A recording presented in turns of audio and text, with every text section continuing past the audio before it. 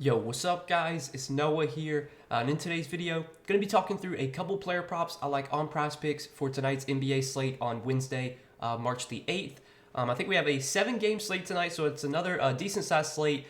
Good amount of props to choose from today. I'm recording this video around 12:40 Eastern Time. You can see there's a ton on the board already. A lot of fantasy scores are posted, so we're going to give out 2 fantasy scores in this video that I do like. You guys know that I usually like to target the fantasy score props. Those are my favorite to look at. So we're going to talk through these 2 plays. We're going to share why I like them. Before we do get started, though, as always, guys, if you enjoy these Prizepicks videos, if they help you out, make sure you hit that like button down below. Make sure you hit that subscribe button if you have not yet. And if you guys are new to the channel, if you've never checked out Prizepicks before, you can sign up for Prizepicks. You can use my promo code Noah. If you look at the bottom of the screen, when you sign up with promo code Noah, Prizepicks will match your first deposit up to $100. So give them a try. If you have not yet, take a look at all the props they have available for tonight's NBA slate. They have a ton of other sports as well outside of just NBA. So if you like to dabble into other sports, you can mix and match sports on Prizepicks. You can make multi-sport entries. It's a lot of fun. Guys need to be playing over there. Use that promo code Noah when you do sign up. Get your first deposit matched up to $100. And I want to recap our 2 plays from yesterday that we gave out in Tuesday's video. So unfortunately, man, Tuesday was another tough day for us. It was looking like it was going to be a good day. It was looking like it was going to be a winning day. Spencer Dinwiddie, we took his over fantasy score, 35.5. He had, I think, 31 fantasy points at the end of the third quarter. It was like a 15-point game, and I'm sure most of you guys were watching, but Dinwiddie did not play at all in the fourth quarter. The Rockets just couldn't keep the game close enough for Dinwiddie to sub back in, and it was super annoying because Mikal Bridges played like almost the entire fourth quarter, but Dinwiddie never subbed back in. So he played, I think, 28 minutes total, had 31 fantasy points in 28 minutes when normally Dinwiddie plays like 36, 37 minutes. So that was super annoying, losing that pick because of the freaking blowout. And then we took Dillon Brooks over points, 14.5. And as Dillon Brooks does, he shot the ball 17 times and he made 5 shots. Dillon Brooks shot 5 for 17 yesterday, scored 13 points. We needed, I think, 2 points from him heading into the fourth quarter. I think he had 13 points heading into the fourth quarter, and he couldn't make a single shot. I think he had like a couple wide open corner threes that he just missed.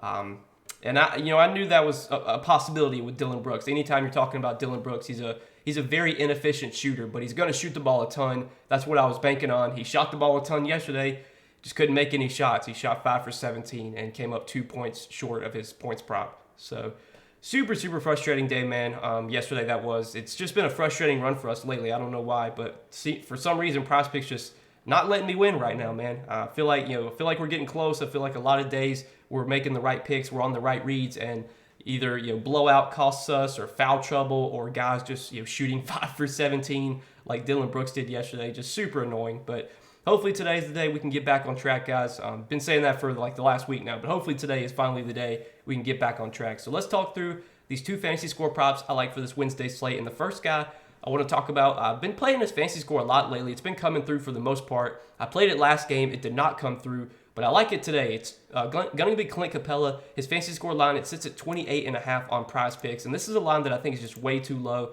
especially for this matchup against the Wizards. We saw these teams just played pretty recently back on February 28th, and Capella had one of his best games of the season. 50.5 fantasy points in that game. He played, he didn't even play or he did play a good amount of minutes. He played 35 minutes. I think that was a game that Onyeka Okongwu got in foul trouble, so Capella's minutes got a bit extended because of foul trouble. But even prior to the extended minutes, he was still going to go over this line pretty easily. He had 13 points, 15 rebounds, 3 assists, 2 steals, 3 blocks in those 35 minutes he played, 50.5 fantasy points. And then the next game against Portland, he played 25 minutes, had 34.9 fantasy points. Against Miami, he had 37.6 fantasy points in 25 minutes. But what really stood out to me is that last game against Miami, I know he did not play that well. He was not very productive. He only had 23.5 fantasy points.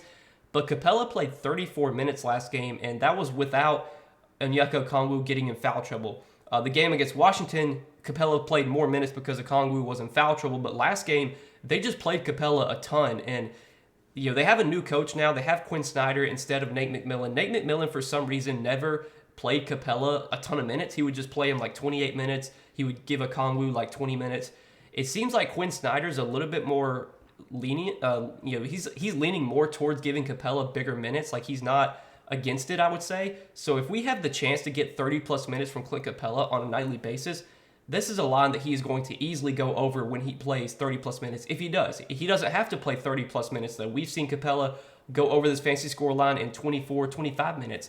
Over the last 25 games where he's played at least 25 minutes, I mean, he's gone over this line in like 18 out of 25 games. There's only been, over his last 25, there's only been 6 games or 7 games where he's played 25 minutes and has not had 28.5 fantasy score. In a lot of those games, he was very close. He had 28.2 against Denver. He had 28 against Philly, 27.1 against the Knicks. And those are all like tough matchups. The Nuggets are a tough matchup for centers. The Sixers are a tough matchup for centers. The Knicks are a tough matchup for centers. This is not a tough matchup against the Wizards. The Wizards have been a very good matchup for centers this season. Daniel Gafford is a really poor defender. This is a spot where I think Capella can really dominate on the glass, can get a lot of putbacks. There's always a chance he can rack up defensive stats as well. And obviously, when you take fantasy score, you do get 3 points per block and steal.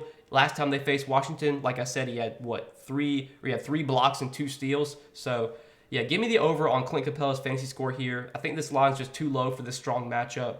I mean, last game, his fantasy score was 26.5, and that was in one of the worst possible matchups against Miami. Now, his line's at 28.5 in a much better matchup against Washington. I would say this is one of the better matchups for centers. So that's going to be our first pick for today. Clint Capella, more than 28.5 fantasy score. And then the other fantasy score that I like, we're going to talk about Cam Reddish. His fantasy score line, it sits at 22.5 on Prizepicks. And this is another over that I like. I think this line also feels a little bit too low. You take a look at Cam Reddish's recent games, especially over his last 3 games. He's really been playing well. 38.6 fantasy points against Atlanta, 30.5 against Orlando. Last game against Detroit, 37.2 fantasy points.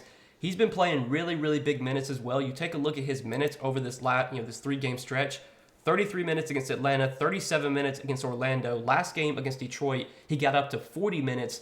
And what's really important to note is that right now, the Blazers are staggering Cam Reddish and Damian Lillard. So Damian Lillard, usually Cam Reddish, he's going to start the game, and then he usually plays about half of the first quarter, subs out. And then whenever Damian Lillard has to check out, they will bring Cam Reddish back in. So what they're doing is they're letting Cam Reddish play a lot with the second unit.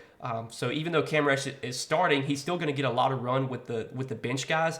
He should be really, really productive in the minutes that he gets to play with the second unit. Don't expect him to be as productive when he's playing with Damian Lillard, with Jeremy Grant, just because those are high usage guys. But Reddish is getting a lot of minutes with the second unit. He should be very productive in those minutes. And even when you take a look at his minutes or his per minute production this season with Portland, it's not been like that bad. He's averaging 0.81 fantasy points per minute in the minutes that he's played without Anthony Simons so far since he's been on Portland. Obviously, there's no Anthony Simons still, so we can expect Cam Reddish to start. We expect him to play big minutes. I know the matchup against Boston is not great.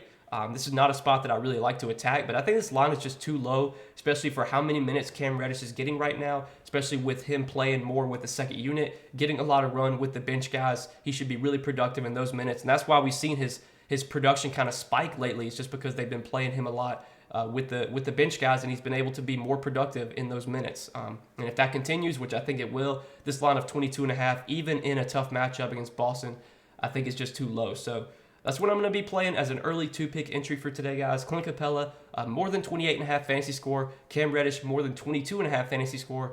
Going to have some more plays for today, posted on Patreon like I always do. I'm probably going to share at least a few more plays, probably like 3 or 4 more plays. I'll share those later this afternoon. So if you guys want more Prizepicks plays from me, if you enjoy these YouTube videos, if you find them helpful, you want more Prizepicks plays from me, you can check out the Patreon. Linked down below in the description. You can see all that I do offer over there. But I wish you guys the best of luck tonight. Hopefully we can win some money on this slate. I know NBA's kind of been frustrating lately. Been a lot of bad beats lately, a lot of close calls.